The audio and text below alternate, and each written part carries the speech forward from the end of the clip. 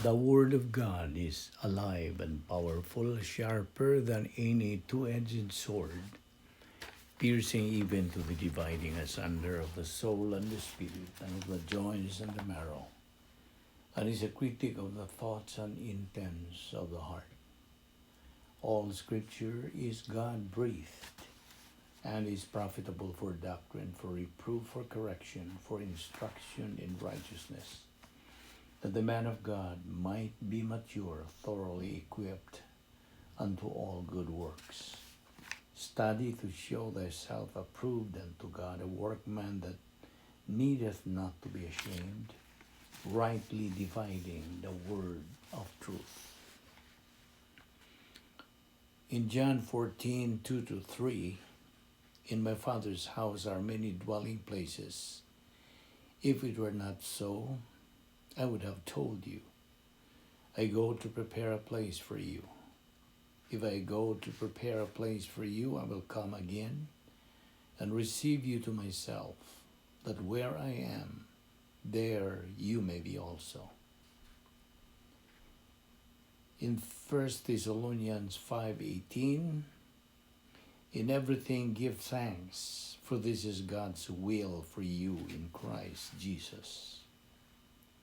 Matthew 5:16, let your light so shine before men in such a way that they may see your good works and glorify your Father who is in heaven.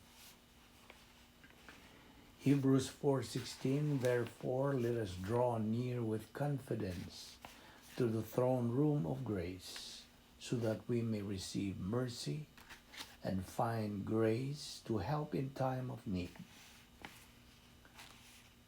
2 Corinthians 12:9, my grace is sufficient for you, for power perfected in weakness. Hebrews 11:1, now faith is the assurance of things hoped for, the conviction of things not seen. James 4:7, submit therefore to God, resist the devil, and he will flee from you. Sa dili pa kita magapadayon sa atong pagtuon sa pulong sa Dios ning adlaw, we have to prepare ourselves by using the recovery technique of 1 John 1:9, kini alang kanimo nga magtotoo. This is our step to take before taking in Bible doctrine. Gikinahanglan nga malimpyuhan kita sa mga sala. Ato kining hinganlan, ato kining isugid ngadto sa tubangan sa Dios. 1 John 1:9 nagaingon, if we confess our sins, God is faithful and just to forgive us our sins and to cleanse us from all unrighteousness. Alang kanimo higala nga wala pa'y kaluwasan, gamita o use the principle diha sa Acts 16:31. Pulong ka na sa Dios. Tumuo ka kang Ginoong Hesus ug ikaw maluwas. Busa sa hilom, magaandam ta sa atong kaugalingon. Let us pray.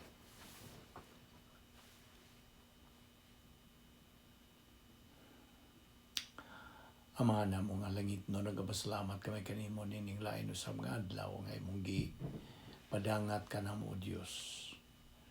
Nga kami buhi pa sa among lawas, askil pa nga among kalawasan, may kalanti pa kami sa among pangunahuna, kining tanan gumikan lamang sa imong grasya, sa imong kaluoy, sa imong gugma. Salamat o Diyos sa imong plano sa among kinabuhi, nga nagalihok pa ang ni gayuna, mahinungdan nga imo pa kaming ipabuhi, busa tultuli pa kaming dugang, atagi pa kami og kalamdag o Diyos sa imong kamatuoran, sa among pagpadayon sa pagtuon sa imong pulong nining adlaw. Pinagis pagahom Espiritu Santo kanamo. Busa nagapasalamat kami kanimo, Diyos, niining lain sa ngay gayon nga diin maka ambit na usaw kami sa imong kamatuoran. O katagi kami yung concentration karon sa pagdupot sa among pagahisgutan nga pagtulunan gikan sa imong kamatuoran. Kining tanan namong ipasalamatan sa ngalan ni Ginoong Hesukristo. Amen. Well, welcome now sab sa atong Bible study niining ubo sa Balbido Evangelistic Ministry o through the YouTube. So kaninyo nga bag-o pa gi abi-abi usaw kamo. We welcome you to our daily Bible study. Adlaw-adlaw naman kini. Musa, right now, we are devoting ourselves in the study of a doctrine na atong giuluhan o the Great Power Experiment. Doctrina kini.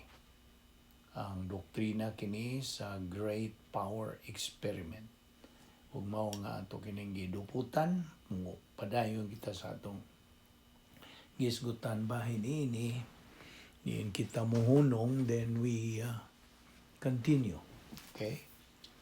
So, let's start. Unas tanan, kitang tanang mga katawan.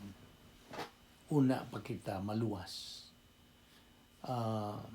Nahimutang kita sa pagka-gitawag sa inilisog total depravity. Nga wa tay mahimos tong kaugalingon sa pagluwas sa atong kaugalingon. Total depravity. Kaya nga itong kahimtang, gumikan niya itong formula nga Adam's original sin plus old sin nature equals spiritual death. Ang spiritual death na kahulugan o total separation of man from God. Total. Hingpit yun. O na nga si Ginoong Jesucristo mo ay may voluntaryo sa to act as the mediator. Siya ang mag-reconcile, magapasig-uli ka nato, ngadto balik sa Dios. Kaya kilang tanan, nahimulagman. Gumikan natong napanunod natong sala sa atong unang mga ginikanan. Okay? So, to be both spiritually and physically alive, one has to be born again. Mo ni atong gisgutan last time. O how to be born again? Unsa na ito pagkatao pag-usap? Pinagis pagtuo lamang kang Kristo lamang. Faith alone in Christ alone. Kaya diya bito'y prinsipyo na itong gisgutan. He who is born once will die, kapila?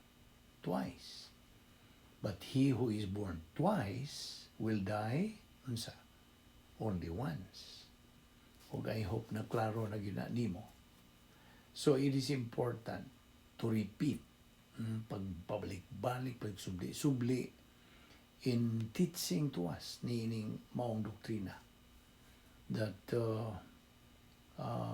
we are fortunate. Bulahan kita nga nagapahimulos nining gahom sa Dios niining atong panahon nga gitawag og panahon sa simbahan. Now, tungod nining maong gahom, because of this power, no believer is deprived to have this power. Samtang aniya pa siya niining ikaduhang bahin sa plano sa Dios. Phase 2 of God's plan. O I hope na lamdagan ka na mahitungod nini na tinawan ka na kining phase 1, phase 2, phase 3 sa plano sa Dios. Phase 1 is kaluwasan, salvation. Phase 2, believer in time. Phase 3, believer in eternity.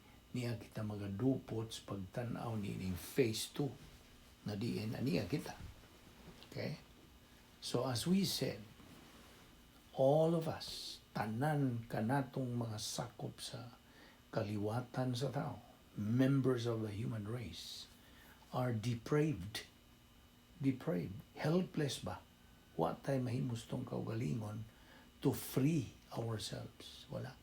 We are helpless to be saved by ourselves. Wa gyud tayo mahimo sa pagluwas tong kaugalingon.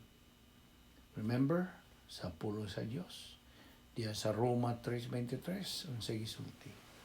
Kaya ang tanan nakasala ug nakabsan sa himaya sa Dios. All have sinned and come short of the glory of God. O tumangisgutan kadtong duha ka bahin sa spiritual death. There are two categories of spiritual death. Ang una nini gitawag og real spiritual death. O ay kaduha, substitutionary spiritual death of Christ. Now, unsa aning real spiritual death? Kining real spiritual death, tinuod, matuod nga espirituanong kamatayon mo nga kita mga magtotoo. Kita mga magtotoo. We're once totally separated from God. Kaniadto. So what pa maluwas? We were totally separated from God. Hingpit yun. Excuse me. Hingpit ang atong pagkaimulagikan sa Dios. Mao na real spiritual death. O ganyan kaduha, nga kategory sa spiritual death, mao itong gingan lang substitutionary spiritual death of Christ. Kay siya mismo, si Ginoong Kristo, was separated from God because of our sins. Mao ito itong sa ito iyang pamulong diya sa pagbatbat niya, my God, why hast thou forsaken me? Diyos ko, Diyos nga nung gibiyaan mo ako. Mao kadto ang higayon nga he died spiritually. Okay? So, ayaw na nakalimti usab ka nag-iingon diya sa Roma 5:12. We are dead in Adam, but we are alive in Christ. Okay? Pinaagi ning great power experiment na diin mo kaniya itong dugukan sa itong hilisgutan. Pinaagi ning grace power experiment ang atong Ginoong Jesucristo namatay spiritually samtang siya pasan kanang he bore our sins on the cross. Ug mao tong ingon lagi siya kay gibiyaan naman siya sa iyang langit ng amahan gumikan kay napuno naman siya sa atong mga sala. You see? Now, our Lord Jesus Christ had to die spiritually so He can give His spiritual life, eternal life. Niyadtong nibisan kinsa nga mo desider sa pagdawat sa iyang bayad sa atong utang sa sala. You see?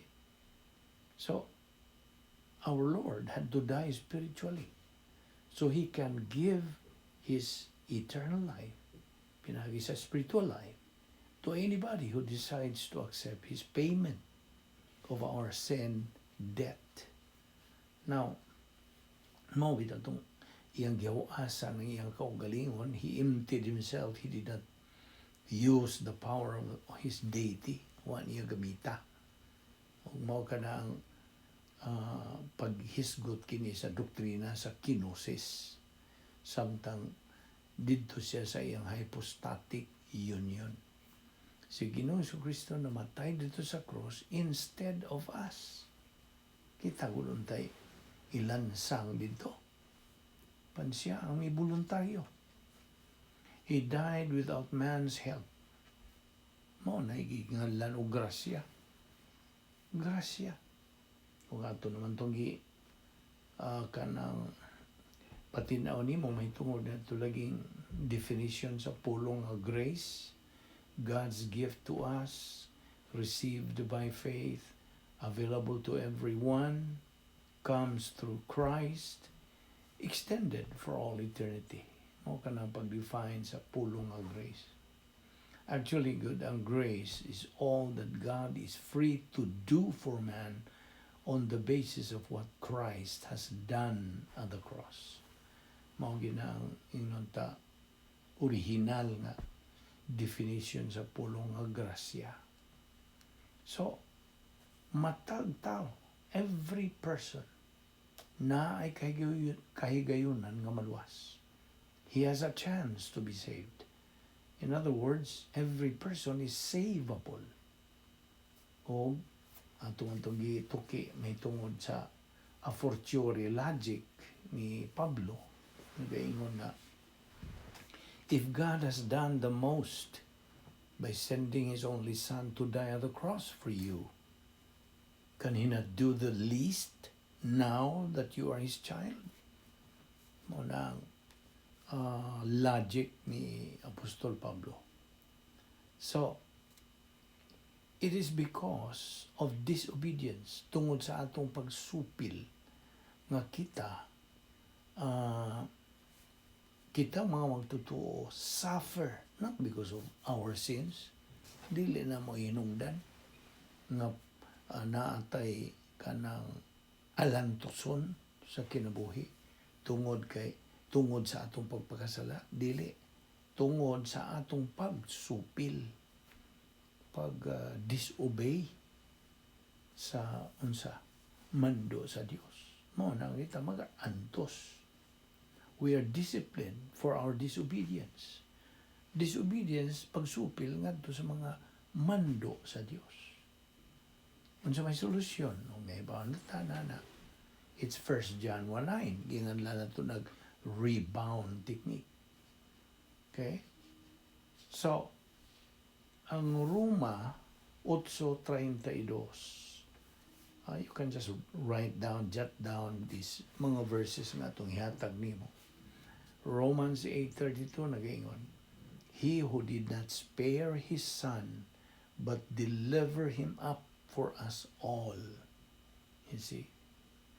Mao na nga kita nga mga magtutuo diya sa John 1:12 nagaingon kini nga, but as many as received Him, to them gave the right to become children of God, to those who believe in His name. Now, may hinungdan. That's the reason why 1 John 1:9 is the most basic provision for us believers. Labing inunta sinugdanan na ka nga pagsangkap alang kanato. Tungod kay kung wa ka na, we will never be able to experience ni ining gahom nga bilin kanato ni Ginoong Jesucristo. He left this power to us here in this world on a great power experiment. O kining maong kanang great power experiment nga sulayan gi prubahan ni Ginoong Jesucristo is true and real. Matuod kini o tinuod kini. But ang arch enemy ni sa Dios nga si Satanas within his power yun does not want us to avail with this power. Tungod kay he wants us believers to be miserable like him.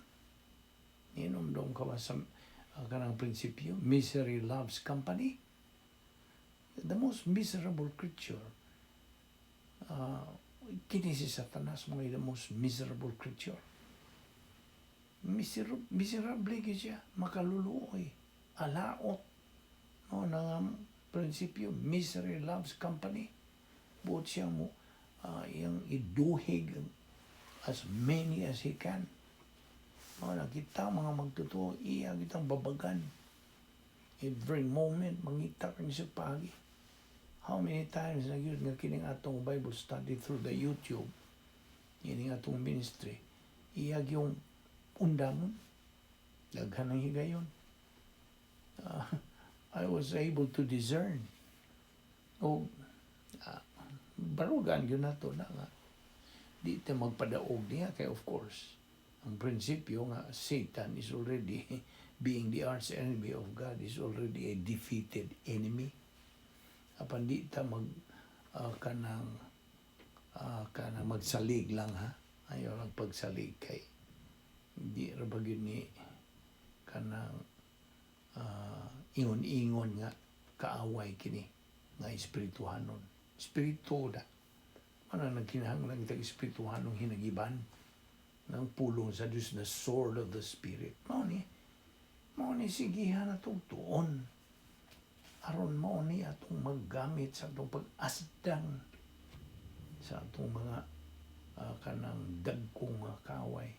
Iba naman taon sa mga dagkong kaaway nato, the major enemies natong mga magtotoo. The world, the devil, the flesh.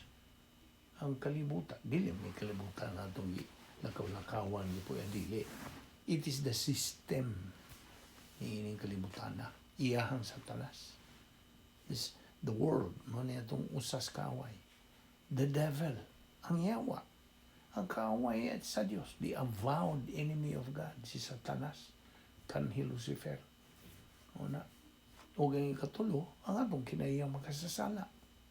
Nga niya ning tapot sa tibuok, silda sa atong lawas. Mo na unsa, kanang lawgaw mo na igamit dito sa mga street language. Kini si Satanas mo ibang lawgaw. Iyag yung lubugon ang kamatuoran. Nga di na ka magkakita ang kamatuoran, maglibog ka na. You see? Mao na ang gikinahanglan ang atong pagpadayon adlaw-adlaw sa pagtuon sa pulong sa Dios aron nga, aron nga ang atong discernment level nga will go higher. See? Mo taas pa, mo saka pa kining atong discernment. Sabot pasabot og discernment. Atong pagka maalinggaton, dali ra ta makaalinggat unsay husto, unsay dili husto. Kasabot ka? Mao nay discernment. Makaalinggat ka dayon. Makadetect ka dayon. Kini di mao, kini sayop, kini mini, kini mo'y husto, kini mo'y kamatuoran. You see? Na kundi ka mo sigig tuon sa pulong sa Diyos, unsaon man pagsaka sa imong discernment. Dili. Dali ragyo kang malingla. Kaya mo kay discernment. Kining discernment is considered a virtue. Nagi sangkap sa Diyos ka nato. Sa diya nga kita nagapadayon sa itong pagtubo diya sa iyang pulong. You see? Sa itong spiritual momentum. Mao na nga. Okay. Ninondong ka pa ba niya itong kanang ingnon ta prevention nimo? Panalipod nimo nga dili ka dali o kada sa mga mini? To prevent you from being deceived by false teaching, by the false kanang teachers. Kaya dagsang narabani karong mga false prophets, false teachers. Unsa man ang imong prevention nga kapanalipdan ka, nga di ka malingla. Ang unang pangutana, what do I believe? Unsa may akong gituuhan? Ikaduha, why do I believe it? Nganong mituo man ako niya na? Ang ikatulo, hain man na makit-i diha sa pulong sa Dios. Where can I find in the Word of God? Mao nang tulo nga pangutana nga imong tubagon. What do I believe? Why do I believe it? Where is it found in the Word of God? Mao na. O niya, lain pa yun. Usas pagpanalipod nato nga di ta madalig kalingla sa mga mini ng mga pagtudlo gikan sa Satanas. Mao ang pagtuon sa pulong sa Dios. Kay kung matun-an o makatunan o imo nang gituuhan, imong gigamit ng kamatuoran, di na ka madali o kadas mga mini. Kasabot ka? Di na ka madali. Mo naging mitos pulong sa Dios nga dali ra ka matuwang-tuwang ka, mapalid-palid ka. Di na. Ling-on ang imong baruganan mo ni atong paagis pagtuon sa balik subli bahala ka nagpulan ka na diha sa man ni nagsunod man lang tas paagi sa Dios iyang protocol hangtod maklaro na gyud matataw na gyud matin-aw na gyud nato ang kamatuoran di na ta maka afford to compromise. You see, baruganay na ni kamay na lang kuwang di man na to na time is running out. Baruganay mo na unsa man nimo pagbarog kung taphaw ra murag intermittent ra ng imong pagtuon sa pulong sa Dios nga sagana nimo mao bitaw fair weather Christian mo na gitawag nila fair weather mayong kanang panahon simba o magtuon sa pulong apan kung di mayo pod mo na yung intermittent di na mo ibuot sa Dios unsa toy tulo ka kanang matang sa pagtagad ngadto sa pulong sa Dios. The three attitudes of believers towards the Word of God. Tulo. Ang una nini cold, bugnaw. Huwag gana. Bugnaw. Ikaduha, lukewarm. Mo na nagingon og kanang inadlaw ang init kanang okay ang init ang pod bugnaw mo na lukewarm mo na ikaduhang klase sa attitude pagtagad nato sa pulong sa Dios ang ikatulo mo na nagsukaw-sukaw kanang nagbukaw-bukaw bukal-bukal okay sinibuan ron nagbukal-bukal sa binul-anon bukaw-bukaw nagsukaw-sukaw mauna ang buot sa Dios nga imong batunan nga attitude nga sa pulong sa Dios boiling hot kasabot ka dili itong bugnaw dili itong inadlaw boiling hot no bitaw nang tugon sa Dios nga prioritize my word because if you prioritize my word you're prioritizing me because you cannot separate me and my word. You see, prioritize my word and I will do the rest. Mao man pagsunod gihapon na sa Mateo 6:33. Unsa gisulti? I hope na sil na po na nimo. Matthew 6:33. Seek ye first the kingdom of God and His righteousness, and all these things shall be added unto you. Unaha lagi ang Diyos. Unaha seek ye first sa gingarian sa Diyos ug ang iyang pagkamatarong o kining tanan igadugang ra diha nimo. Unaha lang siya. Okay. So I hope na klaro nimo na. Timan ini nga kining great power experiment nga gi-eksperimento, gisuwayan, giprobahan, sulayan ni Ginoong Kristo samtang dinhi siya sa iyang hypostatic union is true and real. Samtang ila. Namo nang si Satanas lagi katong hanggingon nimo nga God's arch enemy nga si Satanas dili buot nga mupahimos kita nining maong gahom. Tungod kay buot niya nga kita magmiserable po sama niya which we cannot afford. Misery loves company. Di man nila na. So, kay kung mapili ka, kanang magnegatibo kas pulong sa Diyos, imong attitude on sa bugnaw, mo naging apathy. Sa may bot pasabot sa apathy. Ang apathy, God, no interest, no concern, or lack of feeling or emotion, indifferent. Kaya gikan mo ning pulong apathy sa kanang Grigong pulo nga gidugangan og pathos. Pathos. Ang pathos is emotion. Na. So, kung wa kay gana sa pagtuon sa pulong sa Dios, you're apathetic. Apathy. No interest, no concern, way gugma, way pagpanumbaling, namon. O unsao man nimo pagdaog nining away nga espirituhanon. O nga man kay magamit. You see? Mabitaw na nga kung na kay apathy, bugnaw imong pagtagad sa pulong sa Diyos kay pagpanumbaling, then dili makatubo imong kalag. Pabilin ka lang kang murag batang masuso.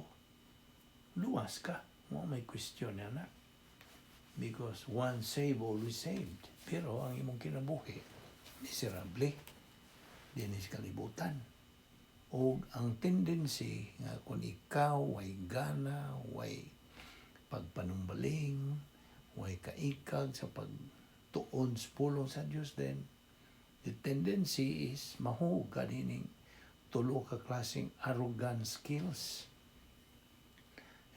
Nahinomdom pa ka? 3 kinds of arrogant skills. Number 1, self-justification. Number 2, self-deception. Number 3, self-absorption. Unsa man ni self-justification? Kining mga tarungan kasi mong kaugalingon, mao manggod ni kana mo na. You are justifying yourself. You see? Making excuses. Ang ikaduha, self-deception. Ang paglingla sa imong kaugalingon. Imong gilingla, imong kaugalingon. O ang ikatulo, the worst, self-absorption. Na-absorb ni mo imong kaugalingon. Ikaw naging kanunay sintro sa imong kinabuhi. Ikaw, ako, me, mine, myself. Mao na. Self-justification, self-deception, ug self-absorption. Mao ni ang 3 arrogance skills. Now, ato maghisgutan usab katong duha ka matang sa gugma, okay? 2 kinds of love, personal ug ang impersonal. Now, unsa man ning impersonal? May itong unahon. How do we use impersonal love? Si Ginoong Kristo miingon, love your enemies. Higugma ang imong mga kaaway. Unsa man nato? Pahigugma sa itong mga kaaway. How do we do this? Kung imong gamitan, tinawhanon, di magsilbi. Ang pulong sa Dios, ang kamatuoran, ang doktrina, nagtudlo ka nato paggamit, ano siya gamitan? Impersonal love. Unsa man ning impersonal love? Kining impersonal love, ang laing nga niini, paminaw, you are free from any mental attitude towards your fellow men. Imong isig kaingon. Impersonal love. So, sa ato ba, kung magamit na kanining impersonal love towards your enemies, towards your friends, towards your fellow men, you are using Bible doctrine, the spiritual means. You see? Kay spiritual man paggamit mo impersonal love. In fact, this is one of the 10 kanang problem-solving devices. Impersonal love. So, timali ang impersonal love, mao ni atong gamiton towards our enemies, towards our fellow men, towards sa atong isig ka-tao. Impersonal love. Wa gyud kay gitiner nga mga daotang una-una, pagpanimalos ba, pagkasuko ba, paglagot ba, pagdumot ba. Wa. That is impersonal love. Umo ka na pagtuman sa mando ni Ginoong Kristo nga love your enemies. Kasabot ka? So mao ni impersonal love. Now, ayaw kalimot sa pulong sa Diyos. We love Him because He first loved us. Na sa pulong sa Diyos. Use 1 John 1:9 to be able to enter the divine sphere. Na mao man na ang atong royal palace. Harianong palasyo ni nato. Niya ani sa atong pangunahuna. It is a mental attitude. Remember, the Christian way of life is a mental attitude life. Now, kinsa magyud ang who is going to enable us to go back to the divine sphere? It's the Holy Spirit. Ang Espiritu Santo mao'y magapabalik na to ngadto sa divine sphere if we allow Him kung ato siyang tugutan to take us in the divine sphere. Now, unsang pagi? Pinagis paggamit sa 1 John 1:9. Rebound technique. Ug diha ikaw mapunan sa Espiritu Santo. You will be controlled by God, the Holy Spirit. And at the same time, you now are in fellowship with God. Kasabot ka? So naana kay paging ambitay sa Dios. Naibalik ka. Kaysa diha nga kita makasala, kitang mga magtotoo, diha makasala kita na magawas ta sa divine sphere. Ug di ta magatuman sa kanang protocol nga plano sa Dios. Now, God demonstrated His impersonal love. Iyang gipakita gyud kining maong impersonal love pinagis pagpadala sa iyang bugtong anak to die for us on the cross. Kasabot ka? Kanang 1 John 10. 1 John 4:10, and this is love. We love Him because He first loved us. Ato siyang gigugma tungod kay siya may niuna sa paghigugma kanato.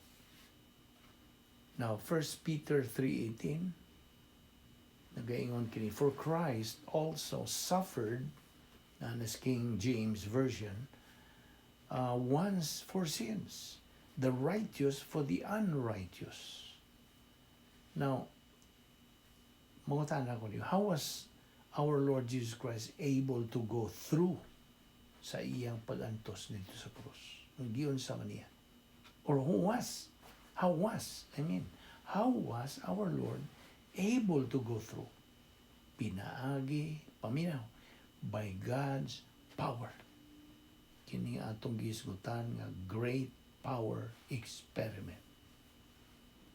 O timani, kadtong gisulti diya sa Romans 3:23, all have sinned and come short of the glory of God. No one is righteous. Walay matarong. No, not one. Our Lord Jesus Christ remained righteous. Nagpabilid siyang matarong. We are totally helpless about our salvation. Wa tay mahimo, wa dili ta makahimo, wa tay mahimo sa pagluwas sa itong kaugalingon.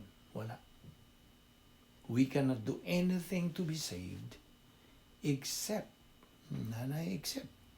to decide to believe, to accept our Lord Jesus Christ full payment for our sins.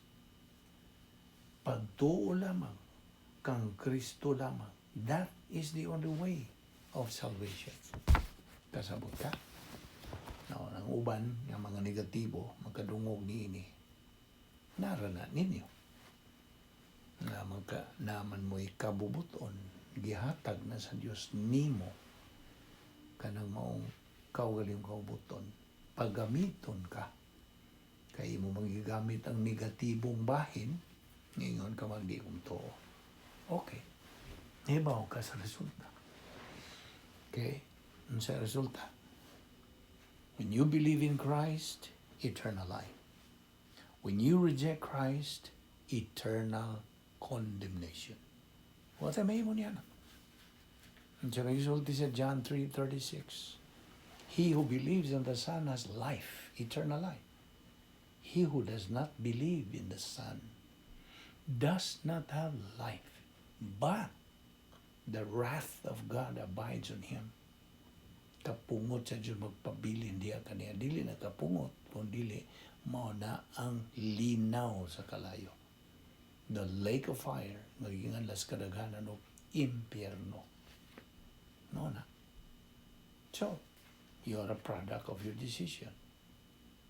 Okay? Ang Diyos, dili makapugos. Di na siya Diyos o mamugos. That is a violation sa iyang perfect character. God gives you total freedom. In fact, tanawa, gihatagan kagawasan sa pagpili. Apan kanang kagawasan na that freedom na ay nagakuyog niya na. Dili lang yun na mabuwag sila. Unsa man na? Responsibility. Kaya nung kanitong dakong V, volition, your free will. Sa ibabaw niya na, letter A, authority. Mao na yung authority. Okay? O sa taliwa, yun yan na, in the middle of it, dakong litra nga R, which means responsibility. So, ang tanan ng mga desisyon imong himuon, ikaw o ikaw lamang ang manubag niya ng maong desisyon nga imong himo. No nang mi tigbabaw ka ng prinsipyo, man is a product of his decision. Musta? No na. So, akong balikon nga, God's word assures our salvation by faith alone in Christ alone, not by good works. So may gisulti si Episo 2:8-9. We have been saved by grace through faith, that not of yourselves. It's a gift of God, not of works, na, lest anyone should boast. Na. No, bitaw nang nayubang mga taong imong pangutanon kanang imo ng sangyawan. Tumuo ka kang Ginoong Hesus o ikaw maluwas. So, mohingon ng uban niya. I do not need that. Maing tao man ko. Huwag mo ko'y kontra, maayuhon ko, talahoron ko, manggihatagon ko, hinimbahon ko, unsa pa tanang mga good works. Excuse me. Maing tao ko. So, wala ko magkinahanglan na. Well, ilahan na po na. Okay? We respect the decision they make. Apan, ang prinsipyo magpabilin. Di, yun ang mausap. Whatever we make in our decision, kita gyud ang manubag sa tanan atong imong desisyon. Dili lang mo na kita kutom o ato ipadayon kini ugma. Magampo ta. Kadiyot lang ha kay murag itukan tagamay o kinahanglan tao.